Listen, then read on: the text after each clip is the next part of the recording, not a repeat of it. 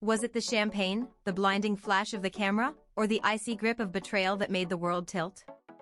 Elias watched, a phantom hand clutching his chest, as his boss, Arthur Finch, accepted the Innovator of the Year award, the gleaming trophy a monument to a lie. The project, Quantum Leap, the culmination of 3 years of his life, was now Arthur's triumph, announced with a smirk Elias would forever associate with the taste of ash. The subsequent days were a blur of forced congratulations and hollow praise for Arthur.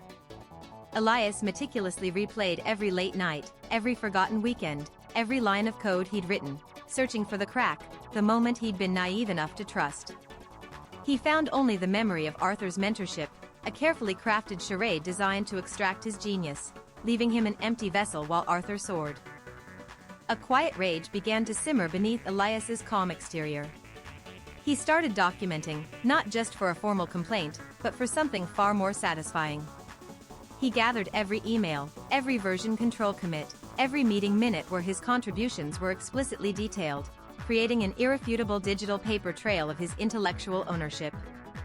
This wasn't about justice, it was about exposing a predator. The opportunity arose during the company's annual Transparency Week, an ironically named event Arthur loved to champion. Elias saw his chance, not for a public confrontation, but for a meticulously orchestrated reveal. He began subtly planting seeds of doubt among key team members, asking pointed questions about project timelines and specific technical breakthroughs, watching their expressions shift from admiration to subtle unease. He crafted a presentation, disguised as a technical deep dive into Quantum Leap's lesser-known complexities. It was a Trojan horse, each slide a breadcrumb leading to the inescapable conclusion that only the true architect could possess such granular understanding. He rehearsed every pause, every inflection, ensuring his performance would be as flawless as the code he'd written. The day of the presentation arrived. Arthur, beaming, introduced Elias, unaware of the impending storm. Elias began, his voice calm, methodical.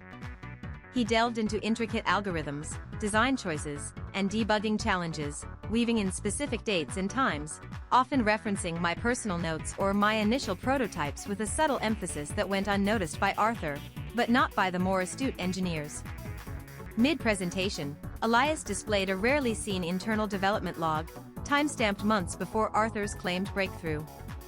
On it, in stark black and white, were Elias's detailed annotations, outlining the very solutions Arthur had presented as his own during the award ceremony. A ripple of whispers spread through the room. Arthur's face, previously serene, began to tighten, a flicker of panic in his eyes. Elias then shared a clip from a team brainstorming session, recorded for archival purposes. Arthur could be heard dismissing Elias's core concept, only to present it as his own revolutionary idea weeks later. The room went silent, save for the hum of the projector. The air crackled with unspoken accusations. Arthur stood frozen, his facade crumbling under the weight of his own recorded words. The aftermath was swift and brutal. Senior management launched an immediate investigation, fueled by the irrefutable evidence. Arthur was suspended, then quietly terminated. His awards were rescinded, his name tarnished.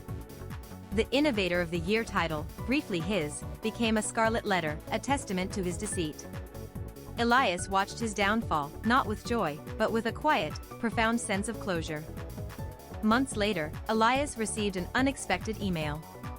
The Quantum Leap project, now under a new, ethical leadership, had finally received the recognition it deserved.